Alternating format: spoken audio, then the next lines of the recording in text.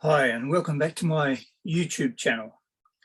I've been doing my YouTube channel, in fact, I've got two channels, since 2012, I think it is now, so that's about 9 years.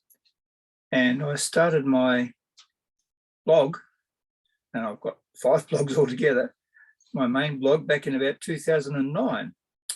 And so 2009, that's a while ago.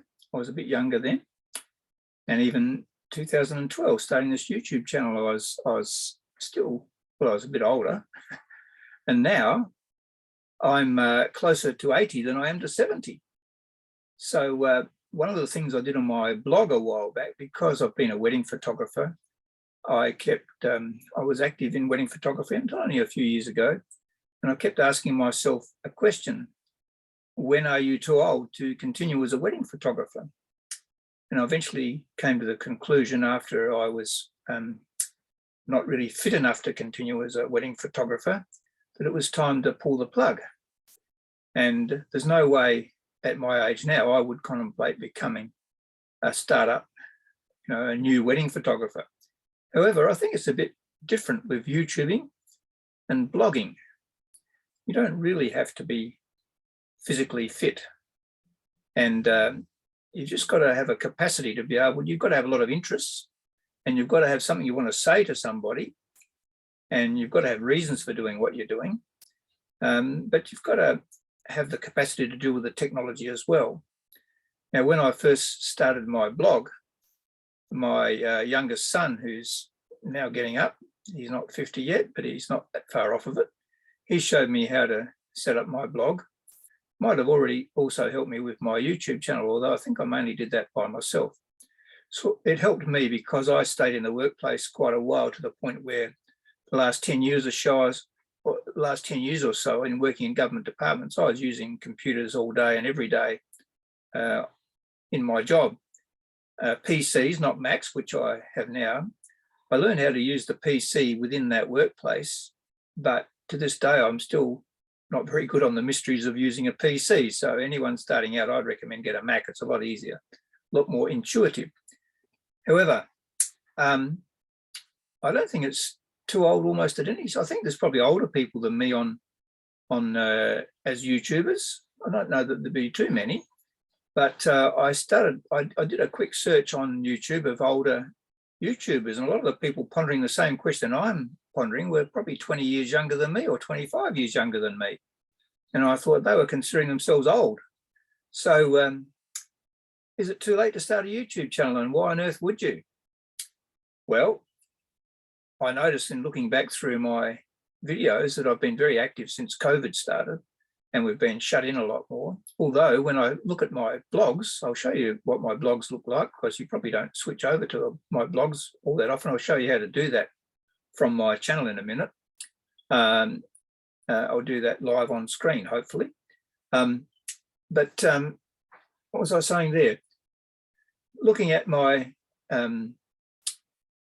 blogs and my YouTube channel, yeah, I was relatively old starting off on that, but there's no reason why you can't do it. So what are some of the reasons that I do it? Well, I've got a lot of things I want to say. I've always been a person that has got opinions and lots of experiences along the way, which I like to pass on. I like to think I'm setting up a legacy for my grandchildren and my children. One of the things I really was sad about was when, after my dad died, I had photographs of him and some movies, home movies and videos where he features a little bit, very little of his spoken voice. And when I play back an old tape I've done of his now, it's really great to be able to listen to his voice again. And he had such a lot of wisdom that he passed on to me. But I thought, well, I'd like my grandkids, who are not old enough maybe to really appreciate what their granddad is on about and has to say, might not be all that interested now, but after I'm gone, they might be. I mean, you don't get given one of these unless they have some respect for you. Hang on, how does that go? Yeah, world's greatest grandpa, is it?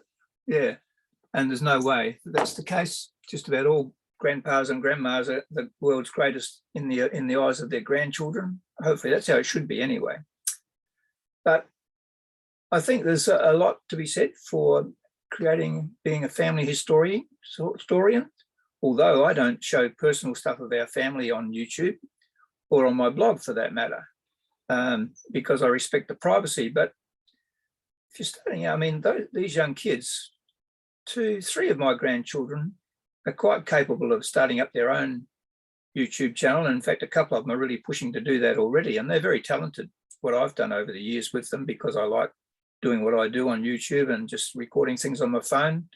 I've sometimes just given the kids the phone, my granddaughter in particular, and said, here, see what you can do with this. And they've created all sorts of wonderful little videos of them acting out a role and scripting a story and all that sort of stuff. I'd love to put them on here, but I won't because of privacy reasons. Maybe when they're a lot older and they might want to put them up themselves. So it's exciting watching these kids learn how to use this technology, but they're the ones that can teach you how to use it. If you're a bit worried about it, if you know how to use an iPad, and a lot of older people are using iPads. I know people in their 90s and late 80s who are still using iPads. I do a lot of work in a nursing home and they love it and they can do stuff with it. And they ask questions every now and then and they get stymied a bit by what's going on, but you're not too old, as long as you've still got your faculties, you're not too old to be able to learn how to use an iPad. And once you know how to use an iPad, you can use that or a phone to put yourself on YouTube. And you've got something to say. You've got something to pass on to the younger generation. Excuse me. One of the joys of getting older, you get all these ailments, don't you? And coughs. Anyway, let me just gather my strength again. Maybe I'll edit out that cough. On the other hand, I'm a bit lazy, so maybe I won't. So there you go. It's a bit of a challenge to you. I am too old to be a wedding photographer, although I'd love to be doing it. I still understand all the technology and I've got the equipment and I know I've got heaps of skill in that area, but just the physicality does me in now. Although I can still do other smaller events and things like that. So let's just have a little look.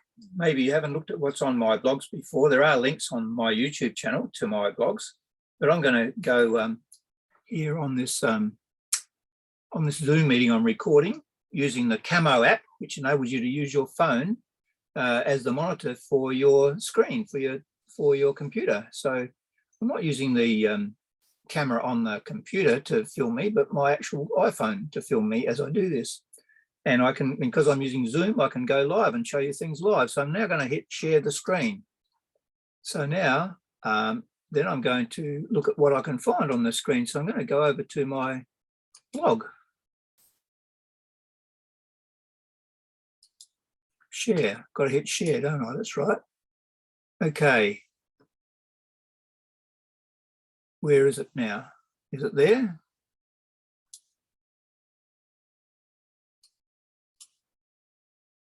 So you should be seeing what's on this screen in front of you now. That's right, I'm up in the top right-hand corner. So there you go.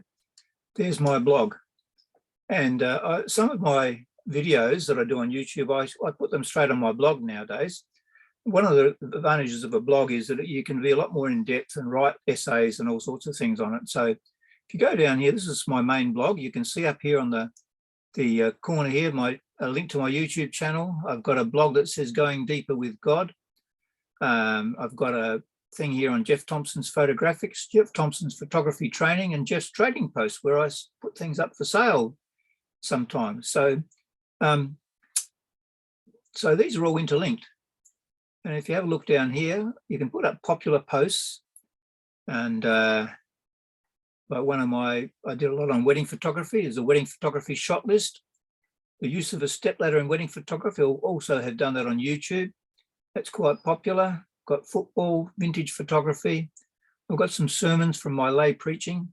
If you come back down here to the blog archive, it goes all the way back to 2009, where I did just 2 back then, although I had started the blog earlier. So if you have a look on here, that was about my pastor, Frank Hunting, that one, who was a wonderful mentor to me, and Harold Long, who a lot of their stuff is featured on here.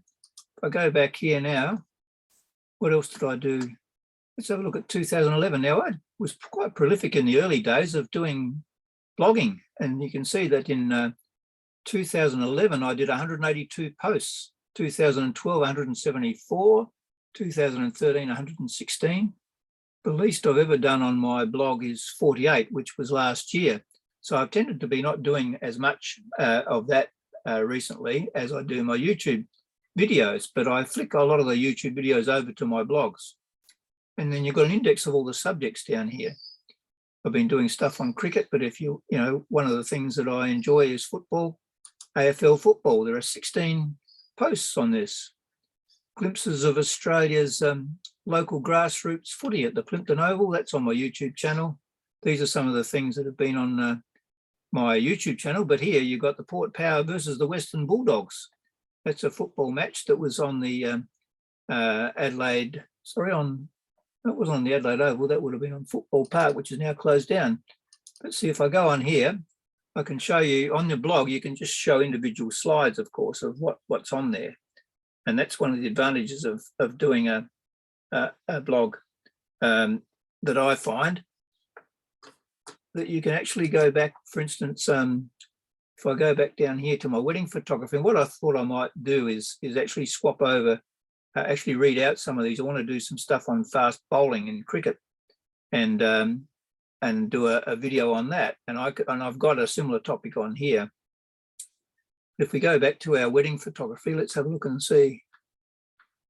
I've got stuff on here. We're just flicking through the index, and we'll find, might be going a bit fast for you, trying to get down to the W's. So let's have a look and see. Come on, hurry up. Must be getting close to the W's now. Okay. Wedding photography. I've got 26 posts on wedding photography. If I click on that one there, restructuring wedding photography after and during the pandemic. Australia's limitations on weddings due to the coronavirus. I've written about that. Looking back at film weddings. And what makes you a real photographer? Reviewing your photography career. Got heaps of stuff on there. Advice to newlyweds as a wedding photographer. That was another little promotional thing I was doing. The future of wedding photography for photographers. My vision for wedding photography. 37 years of wedding photography. I did that one back on January the 4th, 2012. And this couple here, I'll just make that enlarge. Come on, that should be coming up. There we go. This couple here back in 1975 was the very first wedding that I did. That's a bit blurry. I don't know why that's blurry. It'll probably come cleaner again in a minute. But anyway, and they've just had another wedding anniversary the other day. Wedding photography timetable, wedding photography training. Let's go back to where I was. Anyway, I think you've got the drift there. Jeff Thompson's photography training. Let's have a look at that. The best way or ways to learn photography. These are some of the YouTube videos I've done recently that I've been able to flick onto my blog. But there are lots of older topics there. You just see, so in 2018, what do we have on August the 1st, 2019? What makes you a real photographer? There you go. Let's just have a look at some of the shots there.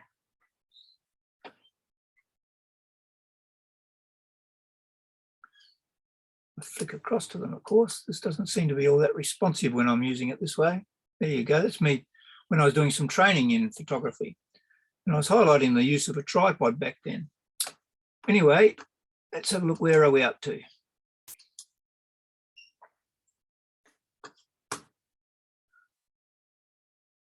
Jeff's trading post. I won't stay on this I'll you share your screen sharing if I want to. How do I get out of stop sharing? That's what I want to do. Okay, I'll come back here now. So I'm probably getting a bit long-winded there, but what I would like to do is just encourage you. If you haven't ever started up a YouTube channel, you've thought about it, or you enjoy watching older YouTubers, don't ever think you're too old to do some of these things. The technology, as I said, if you can use an iPad, if you can use an iPhone, it's not too hard for you to grasp how to do this, but you will probably need, if you haven't really had any experience in it, you probably need the help of one of your grandchildren or your children to start it off. But once you've got up and running, it's just, when I retired from work, which is over 11 years ago now, I set aside every Friday to learn technology, to go through online training programs, learning some of the software, how to do editing and all that sort of stuff. And with my photography as well, because I've been a photographer for a long time. So I was used to using the new technology as far as photography was concerned. But there's no reason why you can't have a crack at it. You might never become a millionaire like some of these people that set up all their Patreons and all that sort of stuff and get people donating money to them. I don't do it for money. I do it because I enjoy it and because I think I've got things that I want to pass on to other people, and particularly my own family. So there you go. That's just some thoughts on, are you too old to be a YouTuber or to start a YouTube channel? Probably not, as long as you've got all your faculties and you know a little bit about some of the technology, and you've got others that can show you. And there's so much on YouTube to teach you how to do all this stuff. There's no reason why you couldn't. And what better time now when we're all locked down half the time, can't go out much because of COVID, than to start doing it. So I just encourage you. So thanks for watching, and like if you like, and subscribe if you wish, and I'll see you next time. Now I've always got to work out, how do I get out of this thing here? It says, I think you've got to go share the screen. I think I've got to leave the meeting is what I'm supposed to do.